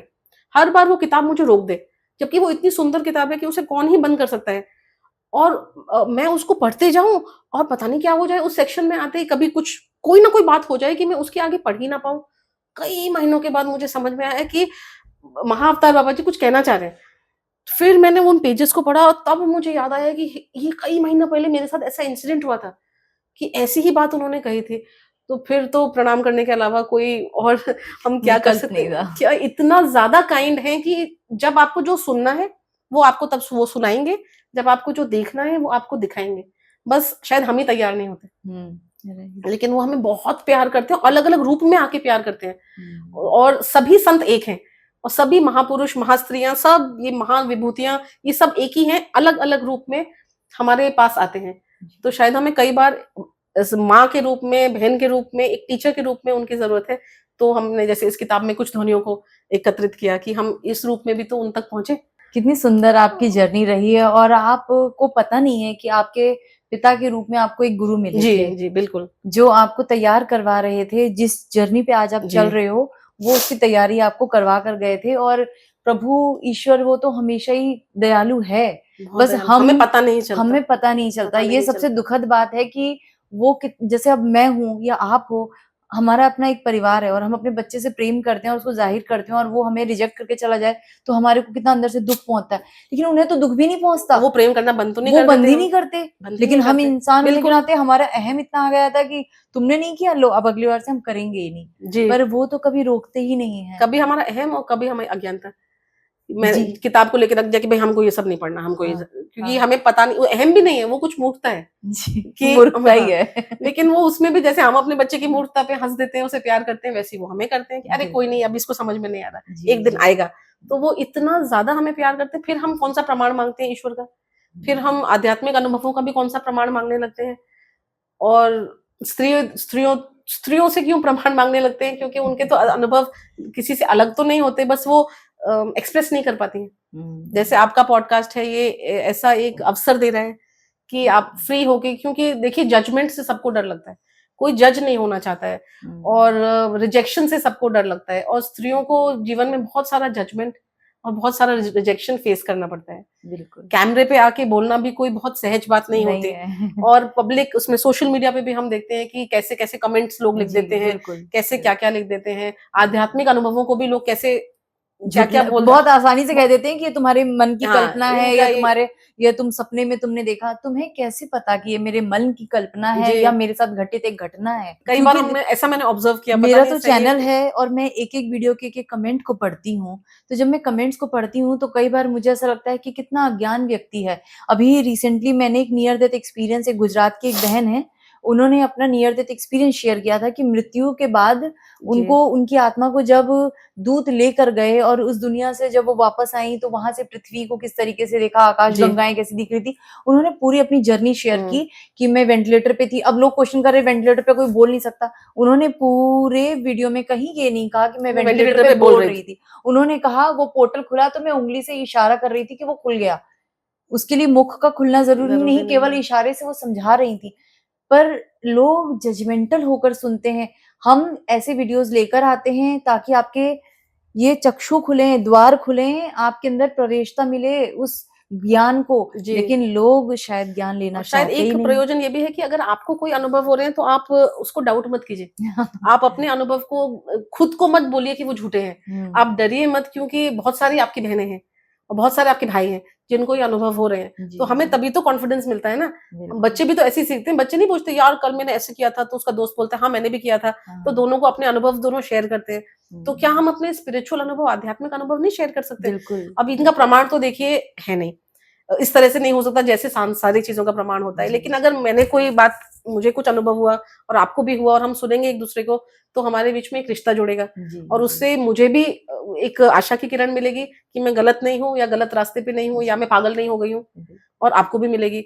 तो फिर ऐसे तो हमें मतलब मीडियम तो बनाने, प्लेटफॉर्म्स तो हमको बनाने चाहिए ना। जी जी बिल्कुल। ये जो नियर डेथ वाला था, ये मेरा एक्सपीरियंस भी रहा है। अच्छा जी, बताइए। इंटेंस एक्सपीरियंस था ये। 2018 मई का एक्सपीरियंस है। 2018 फरवरी में मेरे पिताजी चले गए, और एक तो मुझे प्री डेथ एक्सपीरियंस था उनका, जो मैंने आपको ये फिल्म वाली बात बताई, और उनके जाने के बाद तो इस ईश्वर की करुणा के बाद भी मैं तो सच बात है कि डिप्रेशन में थी।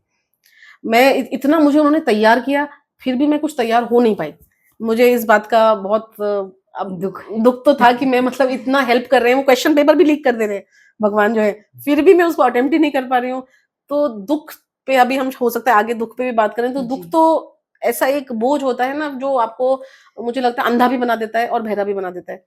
तो मैं तो दुख में पूरी तरह डूबी हुई थी। बाकी अपनी चीजें कर रही थी, यूनिवर्सिटी के काम, कॉन्फ्रेंस वगैरह सब कर रही थी। तो मैं गई हुई थी एक कॉन्फ्रेंस के लिए चेन्नई। चेन्नई के पास आपने सुना होगा अरुणाचल पहाड़ है, रमन महर्षि जी का। कई लोग शायद गए भी होंगे ना वहां पे। तो देखिए फरवरी में मेरे पिताजी गए, मैं जनवरी में चेन्नई गई थी कॉन्फ्रेंस के लिए, उनके जाने से 1 महीने पहले। और मेरी कॉन्फ्रेंस बहुत अच्छी हुई, वो इतनी कुछ ज्यादा ही अच्छी हुई वो। तो जब वो इतनी ज्यादा लोग मेरी प्रशंसा कर रहे थे, और वो मेरा ना कभी कभी होता है ना हाई पॉइंट होता है, वो कुछ ज्यादा ही हाई पॉइंट था। तो जब वो बहुत हाई पॉइंट था, उस समय मुझे कान में आवाज आ रही थी कि ये ना अब एक बहुत लो पॉइंट आने वाला है। क्योंकि मेरा प्रेजेंटेशन को इतना अच्छा भी नहीं था जितना कि मुझे वहां पे प्यार और सपोर्ट मिल रहा था, कुछ ज्यादा ही मिल रहा था। तो आपको पता होता है ना कि आपने क्या डिलीवर किया और क्या आप रिसीव कर रहे हो। मैं कुछ एक्सेस रिसीव कर रही थी। तो मुझे उस समय बीच में भी मेरे कान में कई आवाज आ जाती है। तो मुझे पता चल गया था कि भाई नम्रता कुछ बहुत लो पॉइंट आने वाला है, और वो फिल्म तो चली रही थी तो मालूम था लो पॉइंट क्या है। तो मेरे पिताजी ने मुझे कहा था कि भाई तुम वहां जा रही हो तो रमन महर्षि के आश्रम हुआ। अब रमन महर्षि का नाम मैंने नाम सुन रखा था, ना मैंने उनका कुछ पढ़ा हुआ था। अब मुझे कुछ पता नहीं है, लेकिन अब मैंने कहा कि ठीक है अब मैं जाती हूँ वहां पे। मैं वहां पे गई रमन महर्षि के आश्रम में। जैसे ही मैंने प्रवेश किया, वहां लेफ्ट साइड में पुरुष बैठते हैं और राइट साइड में स्त्रियां बैठती। मेडिटेशन हॉल है, कोई रिचुअल्स नहीं होते, कुछ नहीं। मैं जाके बैठी, मैं जैसे ही वहां बैठी, बैठते ही मुझे तो ये भी पता नहीं रमन महर्षि दिखते कैसे हैं, उनकी कोई फोटो भी कभी देखी नहीं, कुछ पता नहीं है। पर जैसे ही बैठी आंसू आने शुरू हुए। आंसू आते आते पूरा ऐसा पूरे कपड़े भीग गए। तो मुझे समझ में आ गया कि रमन महर्षि मैं बहुत ग्रैटिट्यूड भी हो गया और बहुत डर भी लग गया। और मुझे ऐसा लगा कि रमन महर्षि मुझे कह रहे हैं कि मैं हूँ, और मुझे ना अंदर से प्यूरिफाई कर दिया। मुझे लगता है कि हम अंदर, वो है ना एक भजन की, तुमने आंगन नहीं बुआरा कैसे आएंगे भगवान। तो मुझे लग रहा था वो आंगन ना साफ कर रहे थे मेरा। खूब रोई, क्योंकि कोई दुख तो हो नहीं रहा था, लेकिन रोना एक अलग ही प्रकार का रोना होता है ना, जो आप वो आता ही जा रहा है बस। तो उन्होंने बहुत सारा कचरा साफ किया मेरे अंदर से, और मैं ना डर के मारे भाग गई वहां से, और मैं सीधे भाग के वापस दिल्ली आ गई। मुझसे कुछ समझ में नहीं आया मुझे। फिर जब मैं मई में गई, तो मैंने बोला कि अब मैं भागूंगी नहीं, इस बार मैं उनको धन्यवाद देने के लिए, रमन महर्षि को, इस बार मैं प्रॉपरली जाऊंगी और 3-4 दिन रहूंगी और उनको सॉरी भी बोलूंगी और उनको धन्यवाद भी दूंगी। अब देखिए, मैं वहां से चली, और मैं फिर मेरे कान में, मैं टैक्सी में जा रही थी, और मेरे कान में मेरे पिताजी की आवाज आनी शुरू हो गई कि अभी वापस मुड़ो और चले जाओ वापस दिल्ली, मत जाओ मत जाओ। और मुझे तब मुझे मैंने जैसे सेल्फ डाउट होता है ना, तो मैंने डाउट किया कि मैं सच में पागल हो गई हूँ। और मैं इतने, क्योंकि उन्हीं के बारे में रात दिन सोचती रहती हूँ, तो मैं अब उनको सुनने भी लगी हूँ। और मैं बहुत ही डिप्रेशन में चली गई हूँ, और शायद मैंने अपने आप को बहुत क्रिटिसाइज किया कि मैं इतने पावन जगह जा रही हूँ, तो ये मुझे ऐसा क्यों बोलेंगे कि वहां मत जाओ। लेकिन वो बोलना बंद नहीं कर रहे, और मैं डाउट करना बंद नहीं कर रही। और रास्ते भर मुझे और मैं मेरे पिताजी के जाने के बाद जो एक सहज मार्ग हम एक हमारा सिस्टम है, जिसको हम मैं भी फॉलो करने लगी। मतलब मैंने भी दीक्षा ले ली गुरुजी का, ये पापा का ही लॉकेट मैंने भी इसको पहन लिया, और गुरुजी की भी आवाज आने लगी कि मत जाओ मत जाओ, वापस जाओ। फिर मैंने उस सबको इग्नोर कर दिया, मैंने कहा म्यूजिक बजाओ। मैंने म्यूजिक बजवा दिया गाड़ी में, कुछ भी करके मैं पहुंच गई। और मैंने वहां पे एक कमरा भी ले लिया, और मैंने अपने कपड़े अलमारी में जितनी आवाज आती जाए उतना मैं उल्टा करती जाऊं। मैंने कमरे में वो अलमारी में कपड़े सजा दिए, और मैं फ्रूटी चिप्स ये सब खाने का सामान भी ले आई कि अब तो मैं यहाँ बहुत रहने वाली हूँ। जितना मुझे इंस्टिंक्ट और आवाज बोलती जा रही है कि मत करो, मैं उल्टा करती जा रही हूँ। एक दिन बीता, रात भर नींद नहीं आई, छटपटाती रही, लेकिन मैं इसको दबाती जा रही हूँ, यही सोच के कि मैं डिप्रेशन में हूँ, क्योंकि सभी लोग मुझे कह रहे थे कि तुम डिप्रेशन में हो। और ये भी बोला था कि इतने पढ़े लिखे हो के ना इस तरह की बातें नहीं करनी चाहिए। तो फिर मैं उसको इग्नोर करती गई। नेक्स्ट डे गर्मी का मौसम था, सब लोग मिलके जा रहे थे अरुणाचल पहाड़ पे ऊपर, तो मैं भी चल दी उन सबके साथ। ऊपर गई, बहुत सुंदर अनुभव हुआ। रमन महर्षि जी का वो उस केव को भी देखा, वहां बैठने का मौका मिला, सब कुछ हुआ। वापस आई, वापस आते आते फिर वो आवाज और ज्यादा इंटेंसिव, जैसी कमरे में घुसी मुझे ऐसा लगा कि सब जगह मुझे मेरे गुरुजी दिख रहे हैं, और वो कह रहे हैं कि तुम यहाँ से जाओ जाओ जाओ। मतलब अगर हो सकता तो, अगर वो रियल में कोई मुझे धक्का मार रहा है ऐसा मुझे लगने लगा। मैं नहाई वहाई, मैंने सब किया, लेकिन वो किसी कीमत पे वो आउट ऑफ कंट्रोल हो गई थी वो आवाज। फिर मुझे लगा कि, और मेरे को तबीयत भी खराब खराब सी लगने लगी। तो मैं रात को 10 बजे, रात को नहीं 10 नहीं, 8 8 वाट के आसपास मैं वहां से चेकआउट कर लिया मैंने। और मैंने एक टैक्सी बुक करी रैंडम, और मैंने कहा चलिए मुझे चेन्नई ले चलिए, अब बस मुझे नहीं पता, अब चलिए। अब हम वहां से चल पड़े। चेन्नई से पहले ही उसके आउटस्कर्ट्स पे ही ताम्बरम बोल के जगह है, वहां पे आते आते तो मुझे अब तबीयत बहुत खराब लगने लगी, और मुझे ऐसा लगा कि वो, मुझे बाद में समझ में आया कि उस आवाज को सुनने में मैंने लेट कर दिया, और मेरी तबीयत बहुत खराब होने लगी। और पता नहीं क्या होने लगा। अब मैंने ड्राइवर को, ज्यादा कुछ कॉन्वर्सेशन हो नहीं पा रही थी भाषा की वजह से, पर मैंने कहा स्टॉप स्टॉप, मेडिसिन मेडिसिन, जैसे हाईवे पे मैंने रुकवाया। अब मुझे सिर्फ इतना पता है कि मैं मेडिसिन शॉप में गई थी, मुझे उसके बाद कुछ पता नहीं है। मुझे बहुत बाद में बताया किसी ने, जो कि आपने मेडिसिन मांगी, आपने ओआरएस मांगा, और उसके बाद तो आप हमें दिखी नहीं।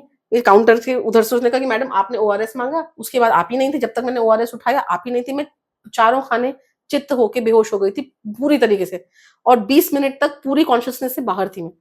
और वो 20 मिनट मेरे जीवन के सबसे सुंदर 20 मिनट थे, सबसे सुंदर थे, उससे सुंदर तो कुछ ना हो सकता है। अब मुझे समझ में आया कि मेरे पिताजी इतना मृत्यु के बारे में ऑब्सेशन क्यों करते थे। मैं बिल्कुल इतना लाइट थी, जो ऐसी लाइटनेस तो उसके लिए कोई, मैं वो नहीं दे सकती। कोई किस चीज से कंपेयर करूं उसको, पंख रुई पंख बोलूं, क्या बोलूं, फुहा बोलूं, वो ऐसी कोई मटेरियल चीज है ही नहीं जिससे मैं उसे कंपेयर कर सकूं। और मैं एक छोटी बच्ची थी, बस मुझे इतना है, जो रूप देखा मैंने अपना, क्योंकि मुझे लगता है वो मेरे सूक्ष्म शरीर की जहाँ मेरी मेमोरी होगी, या वो मैं एक छोटी बच्ची थी, और मेरे पिताजी के हाथों में मेरा हाथ था, और कोई इस दुनिया में नहीं था मेरे, और ना ही मुझे कोई चाहिए था। और हम लोग बहुत ऊपर किसी डायमेंशन में दौड़ रहे थे, दौड़ते दौड़ते हम उड़े जा रहे थे। तो वो कोई बादलों के ऊपर, या अब मेरे पास कोई वर्ड्स नहीं है कि मैं किस चीज से कंपेयर करूं, मैंने वैसी कोई चीज देखी ही नहीं है, ना ही कल्पना करी है कि मैं कंपेयर कर सकूं। तो वो एक उस डायमेंशन में हम उड़ रहे थे, और हम इतने खुश थे कि जैसे किसी बिना कारण के कोई खुश होता है, और उस खुशी को का कोई सीमा नहीं हो सकती। हम बस आनंद, परम आनंद में हम डूबे हुए थे, और हम दौड़ते जा रहे थे और उड़ते जा रहे थे और दौड़ते जा रहे थे। मुझे बस पता है मैं दौड़े जा रही थी और मैंने ऐसे फ्रॉक पहन रखी थी, छोटी सी बच्ची थी मैं, और मैं दौड़े जा रही थी पिताजी के साथ। फिर एकदम से एक भारी मेल वॉइस आई, बहुत भारी। मुझे बाद में ये भी समझ में आया कि वो वॉइस शायद हनुमान जी की थी। बहुत भारी गर्जना जैसी आवाज आई और ऐसे करके मेरे माथे पे एक उन्होंने ऐसे हाथ से मारा और बोला कि अभी नहीं, वापस जाओ, पढ़ाम करके। मुझे ये, मैं अभी भी सेंसेशन को फील कर सकती हूँ, लेकिन मैं आपको प्रमाण नहीं दे सकती। पर यहाँ पे आया वो भारी, इतनी भारी मेल वॉइस मैंने अपनी जिंदगी में नहीं सुनी, और बोला कि अभी नहीं, वापस जाओ। और उसके बाद मेरी शायद चेतना वापस आनी शुरू हुई। जब मेरे को थोड़ा थोड़ा होश आना शुरू हुआ तो देखा बहुत सारे लोगों ने मुझे घेर रखा था। वो मेरे ऊपर पानी छिड़क रहे थे, वो बोल रहे थे कि 20 मिनट से आप लाश की तरह पड़ी हैं यहाँ पे। वो मुझे हिला रहे थे, हर तरह की चीज कर रहे थे कि ये किसी तरह उठ तो जाए। वो जोर जोर से भी हिला रहे थे, वो चिल्ला भी रहे थे, और वो खूब पानी डाल रहे थे, छूटी भी काट रहे थे। कुछ भी सेंसेशन नहीं आ रहा था। जब मेरी आंख खुली तो मैं अपनी ही बॉडी को देख रही हूँ कि मेरी बॉडी यहाँ पड़ी हुई है। मैं उस बॉडी के अंदर थी नहीं, मैं ऊपर से देख रही थी। तो मैं देख रही हूँ कि ये बॉडी है, लेकिन मैं उसको कुछ रिकॉग्नाइज नहीं कर पा रही हूँ, ये कौन है जो यहाँ पे लेटा हुआ है। और आसपास बहुत सारे लोग हैं जो बहुत इसको उठाने की कोशिश कर रहे हैं। तो मेरे को कुछ समझ में नहीं आ रहा था। अब मैं वो जवाब नहीं दे पा रही हूँ क्योंकि मैं उस डायमेंशन में थी ही नहीं। पर धीरे-धीरे मैंने इस डायमेंशन में एंटर करना शुरू किया, और मुझे कान में से आवाज़ आ रही थी कि वो मुझसे पूछ रहे थे कि आपका नाम क्या है? तमिल में बोल रहे थे और थोड़ा-थोड़ा एक आधी इंग्लिश में बोल रहे थे। अब मेरे मेमोरी में कोई नाम नहीं था। मेमोरी ब्लैंक थी। जैसे कहते हैं ना कि ये तो हमारी आत्मा का सफ़र है, कितने लोग बताते हैं, तो ये जी, बात मुझे जी। समझ में आ गई कि नम्रता मेरा नाम इस दुनिया शरीर का में, है। इस शरीर का कुछ समय के लिए ये मेरा नाम है और ये मेरी पहचान है। जब वो मुझसे पूछते जाएँ तो मेरे पास कोई मेमोरी ही नहीं थी। सिर्फ़ वो डायमेंशन की मेमोरी थी। तो मेरे पास ना कोई नाम है, ना मैंने ये शरीर रिकॉग्नाइज़ कर पा रही हूँ मैं। मैं अपने आप को ही देख रही हूँ। ऊपर से भी मैं अपने आप को देख रही थी, बाद में जब चेतना वापस आई तो भी मैं देख रही हूँ। इस हाथ में कोई सेंसेशन ही नहीं आ रहा किसी चीज़ में कुछ, पूरे नर्व्स में कोई सेंसेशन ही नहीं था। धीरे-धीरे आया वापस, ऐसा नहीं है कि वो सेंसेशन वापस नहीं आया, पर वो जब सबसे पहले आया तो उन्होंने नाम पूछा तो नाम में कुछ नहीं था। ये मेरा जो सांसारिक नाम है वो मेरे को याद नहीं था। आपके घर में कौन है? मुझे कुछ भी याद नहीं था। वो मुझे पूछते जाएँ, वो मेरा फ़ोन लेके कह रहे थे क्या किसको डायल करें? अब मुझे जब कुछ नाम ही पता नहीं चला ये सब क्या मैं बोलूँ? धीरे-धीरे मुझे बस एक इंसान याद आने लगा, वो मेरा बेटा। तब मुझे समझ में आया कि मुझे क्यों वापस भेजा गया था। सिर्फ़ मुझे ये बात समझ में आई। और उसके बाद एक एक वहाँ के इतने सज्जन भाई थे, वो मेरे साथ पूरे टाइम रहे। फिर तो मैं बहुत बीमार हो गई, मैंने उल्टियाँ करी, क्या-क्या नहीं किया। उन्होंने मुझे कितनी हेल्प करी, मेरे कपड़े धोए, मुझे पूरा नहलाया, गोदी में उठा के एम्बुलेंस में डाल के हॉस्पिटल में एडमिट किया, पूरा मेरा इलाज करवाया, क्या-क्या नहीं किया। और अब देखिए ये सब करने के बाद अ, जब जब थोड़ा-सा मैं बेटर हो गई, उन्होंने मुझसे पूछा कि आप आ कहाँ से रही थी? आप हैं कौन? आप कहाँ से आ रही थी? कहाँ जा रही थी? तो मैंने कहा कि भैया मैं तो वहाँ से आ रही थी, रमन महर्षि के आश्रम से। तो उन्होंने मुझे बोला, "अच्छा, इसीलिए मुझे भेजा गया था।" मैंने कहा, "आपको किसने भेजा था?" अब आप यकीन मानिए इस बात को मुझे बहुत बाद में समझ में आई बात। उस समय उन्होंने बोला कि मैं तो राम जी के मंदिर से आ रहा था, उन्होंने ही मुझे भेजा था। ओह! और अभी 1-2 साल पहले जाके मुझे हनुमान जी ने मुझे बुलाया। तब मुझे समझ में आया कि हनुमान जी को मैं नहीं सुन रही हूँ, लेकिन वो मुझे सुने जा रहे थे। वो पूरे टाइम रक्षा कर रहे थे। जैसे ऐसे हाथ में लेके उठा ले रहे थे, इतनी रक्षा कर रहे थे। और भी कई इंसिडेंट्स हैं, सारे तो नहीं पॉडकास्ट में बोल पाऊँगी, जी, पर जी। ऐसे-ऐसे तरीकों से उन्होंने बचाया और मुझे कुछ पता ही नहीं। अब मुझे ये भी पता नहीं कि क्या हो रहा है, कौन बचा अभी जब मुझे एक दिन ऐसे हनुमान जी की जब आवाज़ पड़ी कान में, तभी मुझे रियलाइज़ हुआ, ओह गॉड! उस आदमी ने इतने साल पहले मुझे कहा था कि मैं तो राम जी के मंदिर से आ रहा था, मुझे भेजा गया था। तो ईश्वर भगवान या फिर हम देवता या देवी, ये इतने अलग-अलग रूपों में हमसे प्यार करने आते हैं, हमारी रक्षा करने के लिए आते हैं। हनुमान जी ने कैसे दूत भेजे, वो मुझे कितने सालों के बाद पता चला। और नियर डेथ एक्सपीरियंस जो हुआ, आउट ऑफ बॉडी एक्सपीरियंस जो हुआ, वो उनका आशीर्वाद था कि मुझे पता चला कि हम एक्चुअली कितने फ्री हैं। तो इतना टेंशन लेना किस बात का है? मतलब जब मेरा नाम तक मेरी मेमोरी में नहीं रहने वाला। जी। इस जन्म में आने से पहले भी मेरा ये नाम मेरी मेमोरी में नहीं था, इस जन्म के बाद भी नहीं रहेगा। हुँ। और कुछ वैसे एक्सपीरियंसेस बाद में हुए जो पास्ट लाइफ रिग्रेशन के, ये सब के, तब उसमें भी मुझे इसी बात का, बस मैं ये कहना चाह रही हूँ कि अगर मैं खुद को भी प्रमाण देना चाहूँ, तो ऐसे अलग-अलग जो अनुभव हुए उनमें एक ही तार जुड़ा, तो वो मेरे लिए भी एक पर्सनल प्रमाण था कि अगर मैं कहूँ कि यहाँ मैं इमेजिन कर रही हूँ, फिर कोई और एक्सपीरियंस होता है, वो फिर वो जब जुड़ने लगते हैं, एक क्लियर पिक्चर बनने लगती है, तब समझ में आता है कि बहुत देर तक प्रमाण ढूँढने में मैंने टाइम वेस्ट कर दिया हाँ। और भगवान जो कहना चाह रहे थे वो तो सुना नहीं। और यही अपना साइंटिफिक दिमाग लगा के कुछ प्रमाण वगैरह बना के इससे अच्छा होता कि इंस्टिंक्ट को हम सुन लेते ना, पहले सुन लेते, लेकिन हमारी एजुकेशन हमको यूं सिखाती है कि इंस्टिंक्ट को मत सुनो। हमारी ट्रेनिंग भी तो उस दरवाजे को तो ऐसे बंद कर दिया जाता है जैसे वो हमारे लिए घातक साबित होने वाला है, जबकि वही सच्चा आप द्वार है। प्रैक्टिकल बनिए, आप इंटेलिजेंट बनिए और आप स्मार्ट बनिए। आजकल तो सबको स्मार्ट बनना है, स्मार्ट स्मार्ट जनरेशन है, लेकिन आप इंस्टिंक्ट को थोड़ा दबा दीजिए। तो दबाने में आप सोचिए कि अब मेरे एग्जाम्पल से सीख लीजिए कि आप अपना टाइम वेस्ट मत कीजिएगा मेरी तरह, क्योंकि मैंने बहुत समय को, ताकि मैं पहले भगवान को धन्यवाद दे पाती, लेकिन फिर हो सकता है कि जब जैसा उन्होंने डिजाइन किया है वैसे ही होगा। कोई बात नहीं, आप अब भी अगर कर रहे हो तो ये उन्हीं की कृपा से है, आप वही समझ पाए। बिल्कुल उन्हीं की कृपा से है। ये किताब भी कृपा से ही लिखी गई है, ये बुद्धि से नहीं लिखी गई, क्योंकि बुद्धि से मैं करती तो वो कुछ और होता, लेकिन वो ये नहीं होता। और मैंने हर बार इसको फाइनल स्टेजेस में आके हर बार 5 संतों का नाम लिया है। हर बार करने से पहले मैं उन सबका नाम लेती थी कि अब इसमें कोई मतलब मुझे मार्ग दिखाएगा कि मैं मुझसे कोई गलती ना हो, मैं कोई गलत बात बोल ना दूं, या मैं रिसर्च में कोई कमी ना छोड़ दूं, ऐसा ना हो कि कुछ गलत हो जाए। और आप जैसा करवाएंगे उतना ही होगा और वैसा ही होगा, और शायद वैसा ही हुआ होगा। नहीं, अद्भुत है आपकी ये किताब, और अद्भुत है आपके जो एक्सपीरियंसेस आपने जो अभी हमारे साथ साझा किए। और इतना तो समझ में आता है कि आपके पिताजी कोई साधारण इंसान नहीं थे, और ना ही आप हैं। आप भी उस प्रभु की एक चुनी हुई बेटी हैं, जो हम सबको एक बहुत डिवाइन मैसेज देने आए हैं। और बस इस किताब को तो मैं यही कहूंगी कि ये एक प्रसाद है उन संतों के द्वारा जो गुमनामी में खो गई, उन संतों के द्वारा जिनके जीवन में केवल प्रभु थे। तो एक बार इस प्रसाद को चख कर देखिए, दिल और आत्मा बिल्कुल शांति में चली जाएगी। बहुत बहुत दिल से आपको मेरा धन्यवाद। और मैं, आप भी एक संती हैं मेरे लिए, तो मैं आपको नमन करती हूँ। बिल्कुल नहीं, ऐसा बिल्कुल नहीं है।